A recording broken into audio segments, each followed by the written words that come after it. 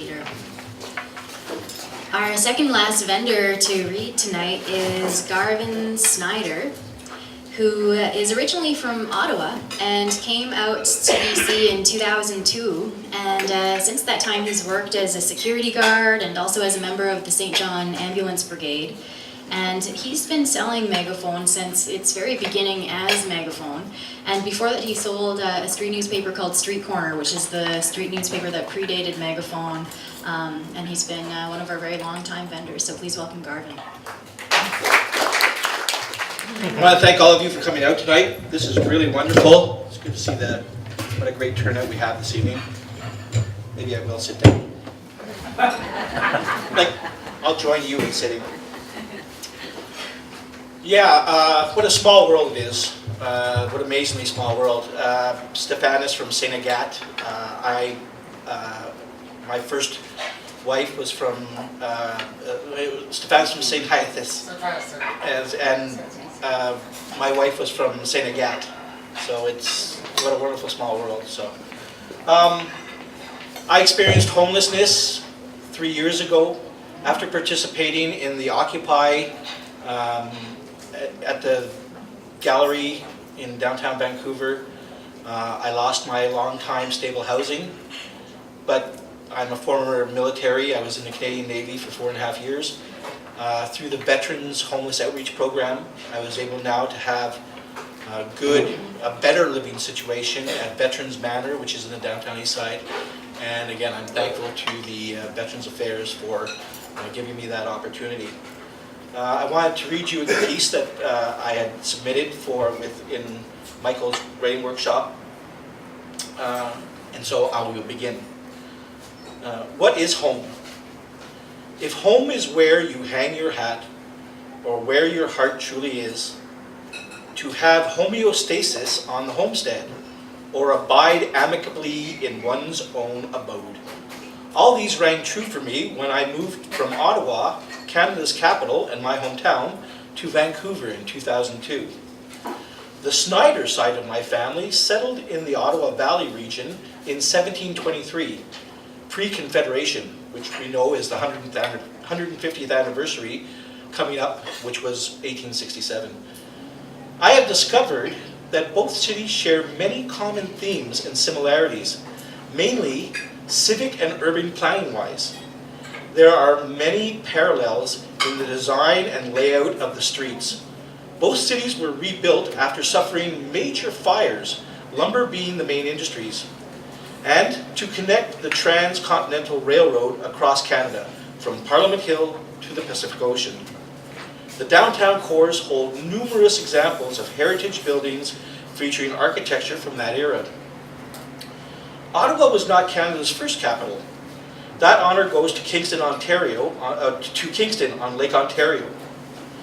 After the War of 1812, Queen Victoria decided to relocate the capital, fearing it would be captured by invading American forces.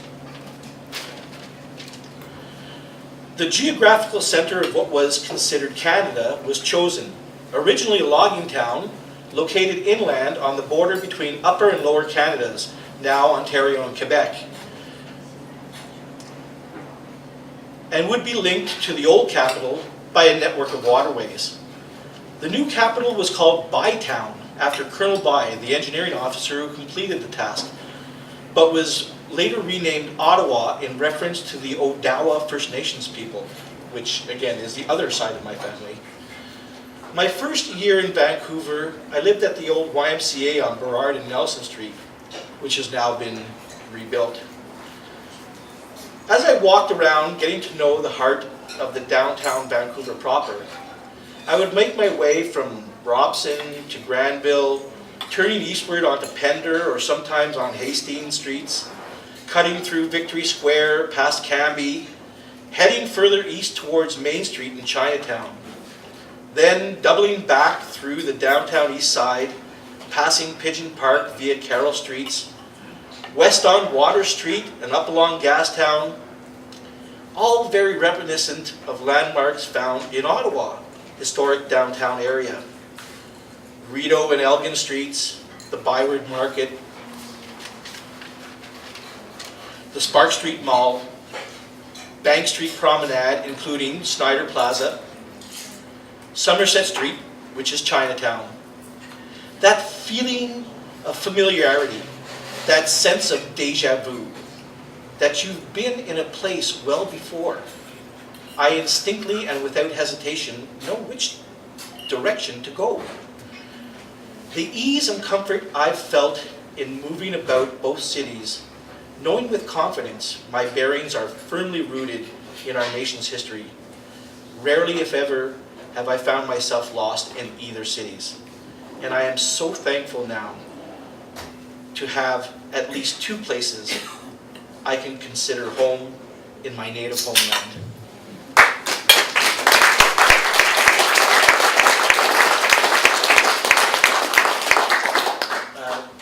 The second piece I'd like to read is, again, from the previous issue, and it's the vendor profile that I put forward, and again, it explains a little bit more pertaining to this story. I'm originally from Ottawa. There's a Snider Plaza right downtown on Bank Street. On the side of the building it says, G.A. Snider. It's my great uncle George. Growing up, I was always teased by kids at school. When roll call would come out, they'd say, G. Snider, and everyone would say, pornographer! For my birthday or Christmas, I always got a camera, and I hated it. But when I got to Vancouver, I found out that Pivot was giving away cameras in the downtown east side. And I said, well, I'm G. Snider, photographer. I'm going to go get one of those cameras. And I did.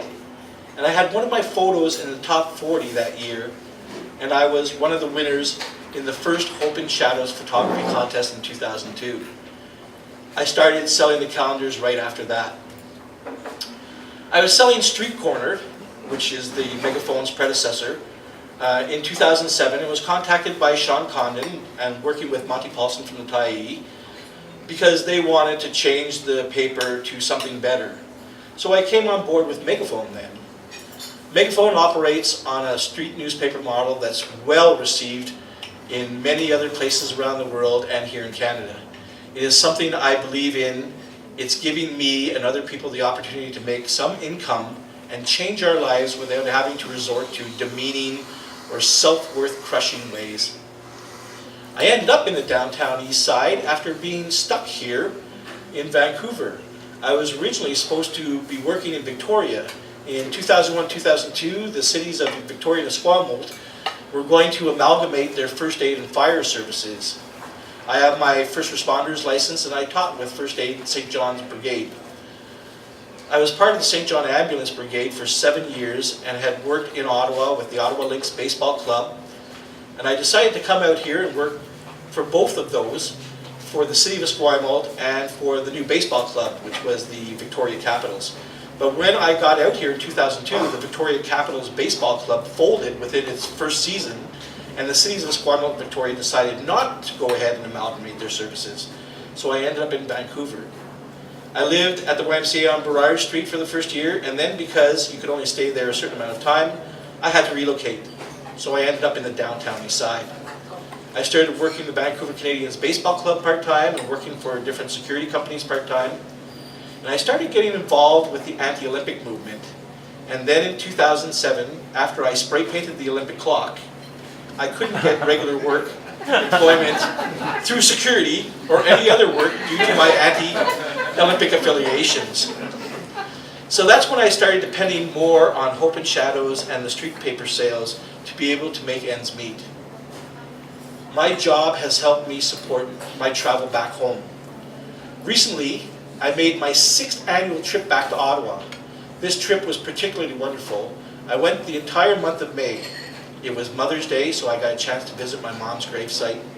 It was also the Day of Honor on Parliament Hill for all the veterans. I was there representing homeless veterans after serving both coasts for 4.5 years in the Canadian Navy as a marine electrician. I live at Veterans Manor now. I got a chance to sell some calendars and street newspapers on Bank Street in front of Snider Plaza in Ottawa. And Megaphone, and delivered Megaphone and calendars to 3 members of Parliament in their offices on Parliament Hill. Libby Davies, North Vancouver's MP Andrew Saxton, and Gatineau MP Françoise Beauvin, who is an old colleague of mine. I was proud to represent Megaphone in my community in Ottawa. When I first came out here, I expected fame and fortune and Vancouver high life. Instead, I received acceptance and friendship here in the downtown east side. I thought I'd be living in Yale Town or the Wall Centre on Burrard Street, but instead, I'm living the good life here in the downtown east side. Thank you.